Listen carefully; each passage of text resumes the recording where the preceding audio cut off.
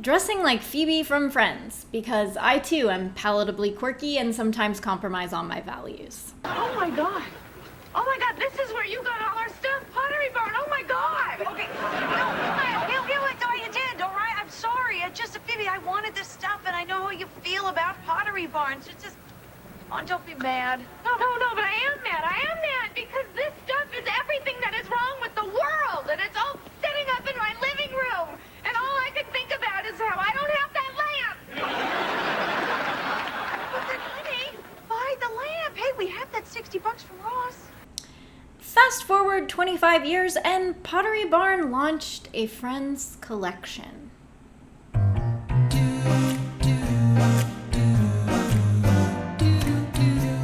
Hello everyone! I'm excited about this one. Hi, I'm Maggie. Thank you so much for clicking on this video, which is part of a series I call Fashioning Favorites, wherein I analyze the looks of my favorite film and TV characters and recreate their costumes with an eye toward sustainability. If you also love fashion, film, culture, and the planet, I hope you'll subscribe. So, why Phoebe? Well, I think that Pottery Barn incident encapsulates everything I love and hate about Friends.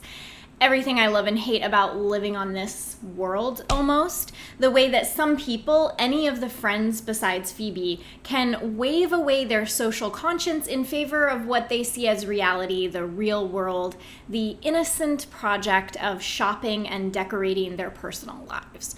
What I love about the Pottery Barn scene is that I identify so deeply with Phoebe. I hold many of her convictions that this stuff is everything that's wrong with the world, and also know that swimming against the current can be exhausting.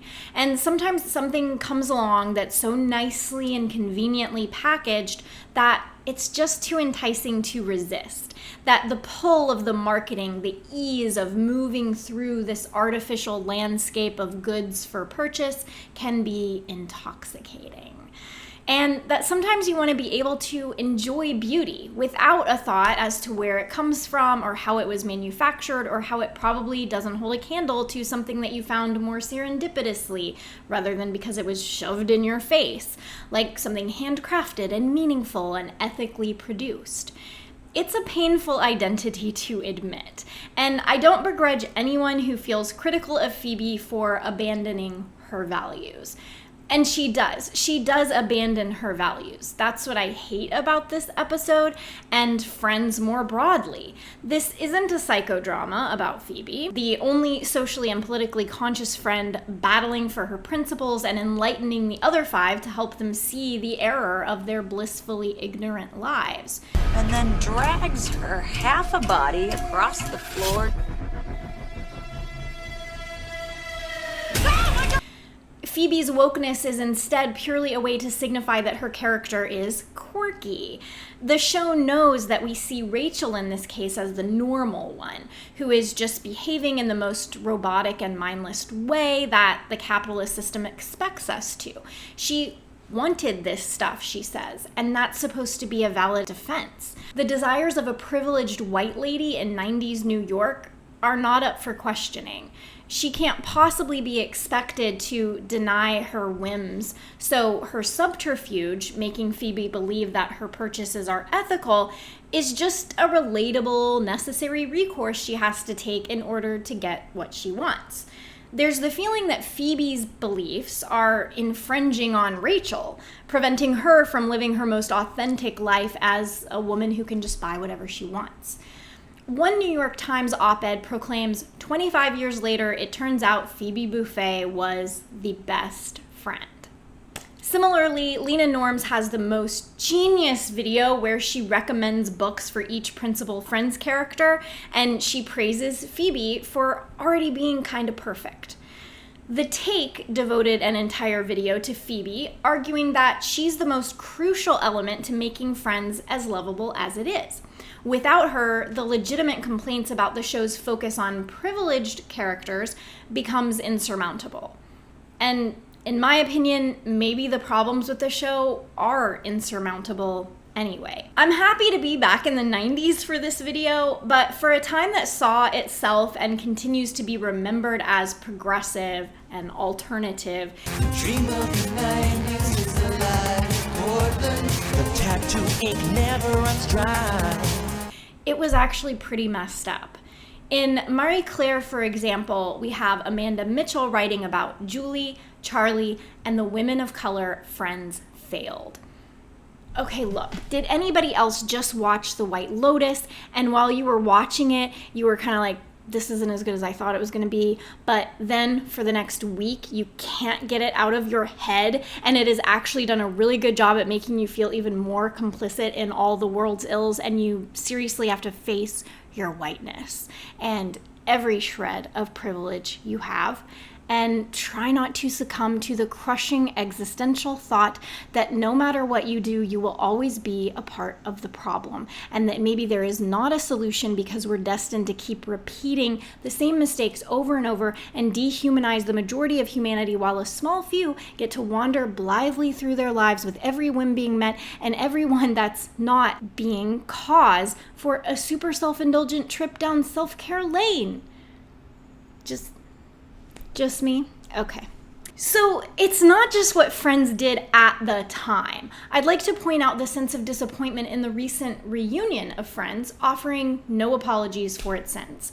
Lawrence Kramer's review is titled, "Friends the Reunion Fails to Address the Show's History with Racist, Homophobic Comments." I admit that I too was hoping for some kind of penance to be paid, but I still loved the reunion. And in the opinion of Kelsey Miller, writing for Vox, that's okay. She asks, was Friends homophobic and way too white? She answers, yes, but arguing about the show is healthy. So here we are, arguing about the show. In a lot of ways, it's Phoebe's willingness to buy the lamp, to surrender to the lure of capitalism, that lets her be a part of the crew. If she wasn't able to compromise on her values sometimes, how would she relate to her friends? How could she stand firm by her convictions without developing deep-seated resentment for the carelessness of socio-political unawareness of all the others? I think that's part of why Phoebe has to turn into a puppet master as the show goes on. Otherwise, we couldn't continue to respect her. There has to be this sense that she's above it all in some sense. Wesley Morris in the New York Times says, Phoebe evolved rapidly from hippie naif to schemer, dreamer, peacekeeper, and pot stirrer. In another era, she'd have been the Three's Company era Suzanne Summers of the bunch, a hapless bombshell. But Lisa Kudrow, with her akimbo intelligence, brought the part in sideways. Lisa Kudrow herself did an interview just a few years ago where she talks about how Phoebe works in a comedy. So I just thought that would also be funny if she thought, look, I'm normal like everybody else. I have the same experiences that everybody else has. Mother commits suicide, dad's in jail, and then it's just all not a big deal. And when all is said and done, this is intended to be a comedy, so let's just talk about the clothes.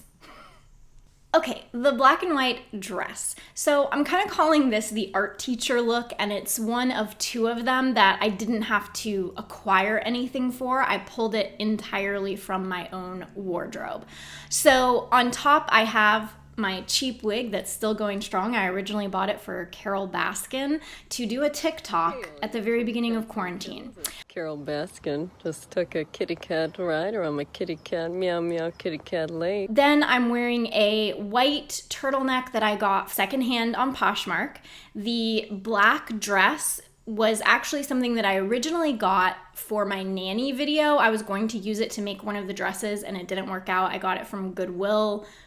So I repurposed it here for this. And I got my boots also secondhand from Poshmark. Okay, this one might be my favorite. This one is so 90s and I went like Depop crazy for this one. So I got this flower top, which is actually Delia's. Was anybody else a Delia's kid in the 90s? Okay, so I was very excited to get this flower power kind of top, and it's very Phoebe because it's also kind of reminiscent of that 90s does 60s thing. So there you go. And the blue velvet skirt also from Depop. My earrings are from secondhand from Poshmark and my boots are secondhand from Poshmark. Do you see a theme? I'd like to think that Phoebe would appreciate that I'm getting all this stuff secondhand, by the way. All right, let's talk about the football look. This, I think, is one of the most iconic Phoebe outfits. I loved putting it together.